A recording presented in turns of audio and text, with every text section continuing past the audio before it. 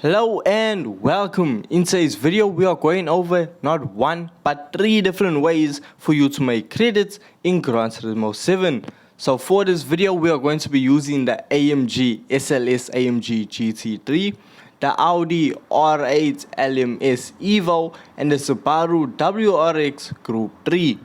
Now the event that we are going to be using these cars in is the World Touring Car 700 at Le Mans. This is a 30-minute event that will reward you 825,000 credits, which means for just over an hour's worth of driving, you will earn over 1.6 million credits. So starting off with the SLS, my second favorite out of the three cars in this video. On screen now is the tune. You can pause it and copy it down. Now you will see that most of the tuning is done on the first page. When you go to the second page, you see everything is left as standard. Okay, so I'm going to talk in general now about all three vehicles so I don't have to keep repeating myself.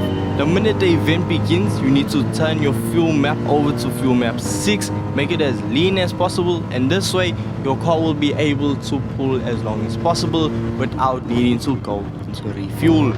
Now, I did this race on the hardest difficulty. If you are money grinding, I don't recommend this. You don't need the added stress because your main focus is to just get this race done as fast and as easy as possible.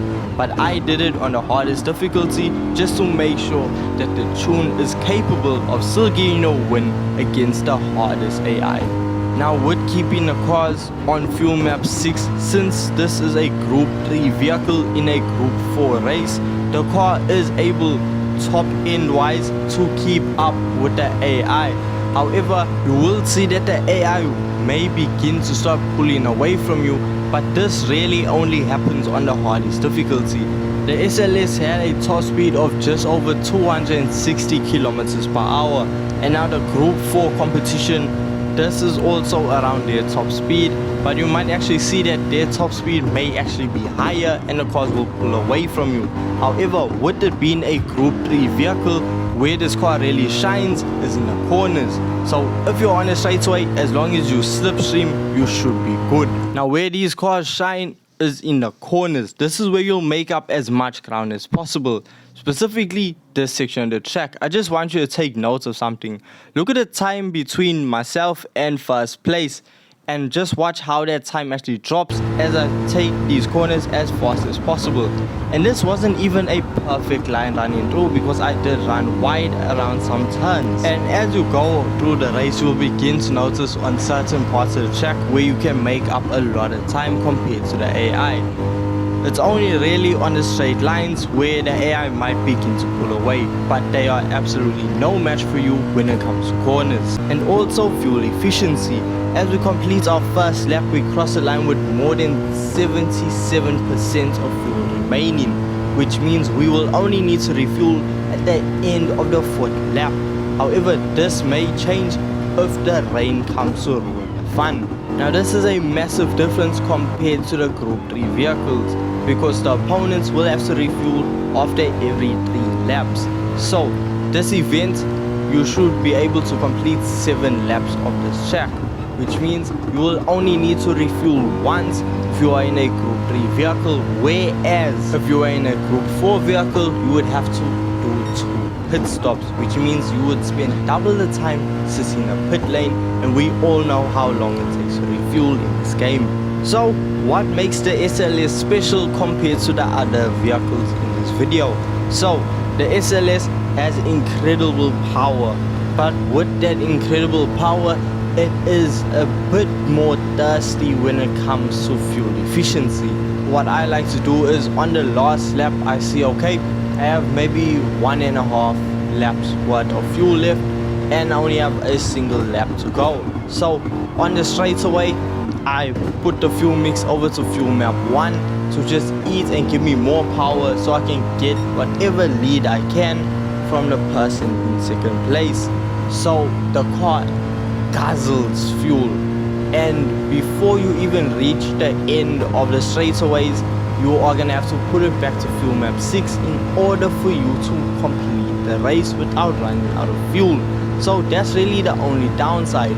And the Mercedes it struggles with handling. It's not the best handling GT3 vehicle.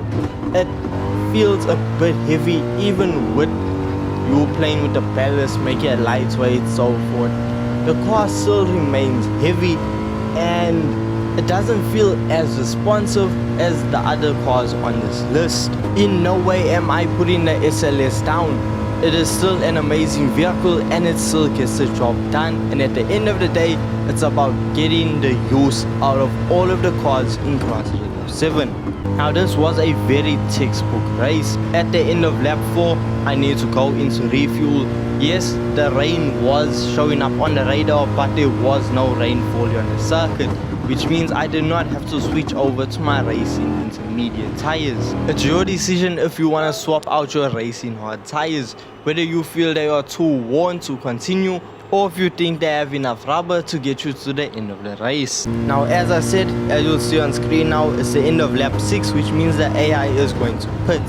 Now with the AI pitting, that will put you in first position, so all you have to do is make sure, okay, you have enough fuel to just bring the race home, and just like that you're done. Now you have 825,000 credits coming your way. Now onto the Audi. On screen now is the setup that I use, so if you do want it, pause the video here, copy it down. Now just like the SLS, you will see on the second page everything is left standard. This was my favorite out of the 3 vehicles.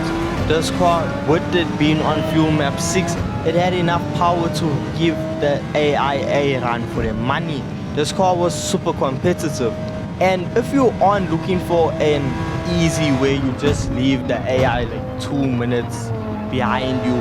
If you're looking for competitive racing but still want to earn a lot of cash, you can do these races on the hardest difficulty. The Audi R8 has immense power.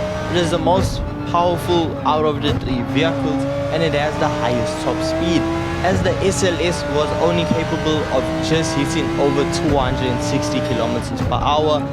The Audi R8 blows the doors off of that, as it has a top speed of north of 265 kilometers per hour.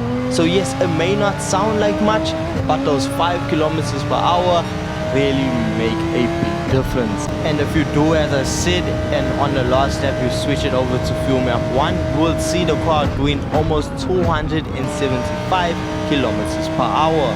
Now when a car is on fuel map 6, as I said earlier, drafting is essential. To keep up with the AI, you need to be on the rear bumper.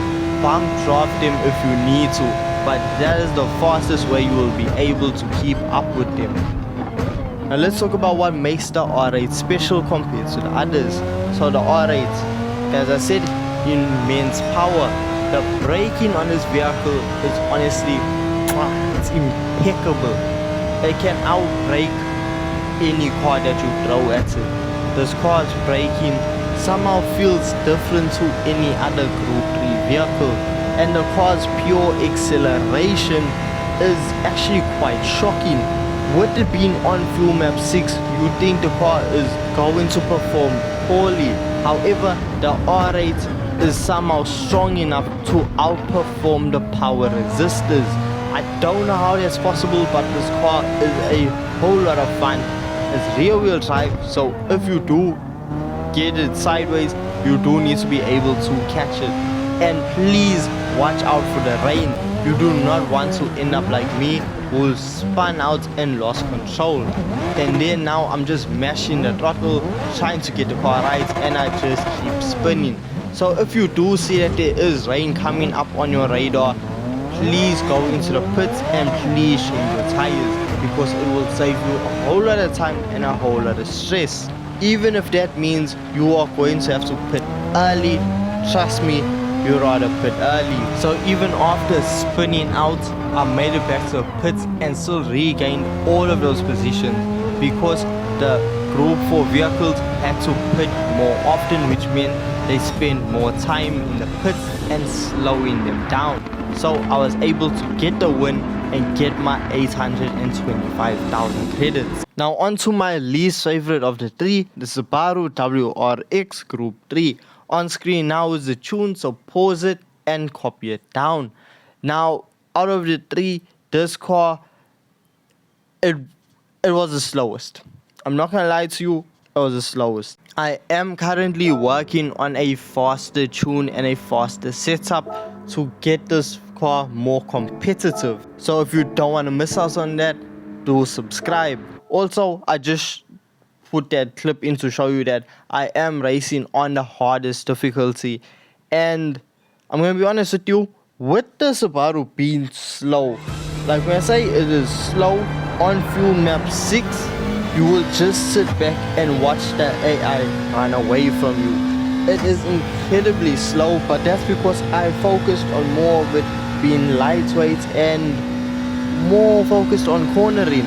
And on a circuit with massive straightaways like Le Mans, that was the wrong setup, but it still managed to get the job done.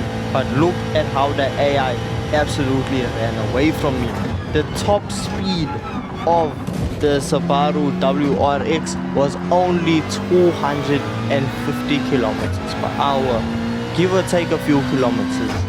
So this made it lose enormous amounts of ground on the straightaways, but when it came to corners, I saw myself closing in more than 4 seconds at a time.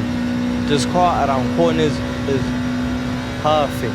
But with the car being so underpowered, it led to some of the best racing I have experienced in Gran Turismo 7. It was proper nail-biting entertainment. As we were going into the final lap, and with a gap of more than 26 seconds between myself and first place, it was a lot of ground to make up. However, as I said, the AI filled up after every third lap, so I knew the AI was going to be in the pits and this was going to be my time to push. So I need to push as hard as possible to get as big of a lead, because I knew on the straightaway that lead will just be getting eaten up by the faster Group 4 vehicles. But once I saw I had made it through all of the straightaways and I was getting towards the corners, I saw we still had a 7-second lead, and I knew this was plain sailing and we were gonna get the win. All I had to make sure was I didn't burn too much fuel. So here are my reviews for the vehicle. Audi SLS, really great car, tons of power, not the greatest at handling. Audi R8, overall an amazing vehicle, tons of power, amazing brakes, handling, impeccable. And then for the Subaru WRX, this car, yes, it does have its downfalls, but it still is able to get you a win, to get you 825,000 credits. But it will give you one of the most entertaining races in Gran Turismo 7. So it is not something to shy away from. This car, if you do want to test your skills, I mean, I'm a mediocre driver at best. I'm not the best, but it was such a fun challenge. So if you're tired of completing races and being like, oh, that was too easy, and you're getting bored, try this out and trust me, you will have a lot of fun. So with all this being said, hope you guys do enjoy this. If you have some advice on letting me know how I can improve these videos, please let me know in the comments, and thank you so much for watching. With all this being said, peace.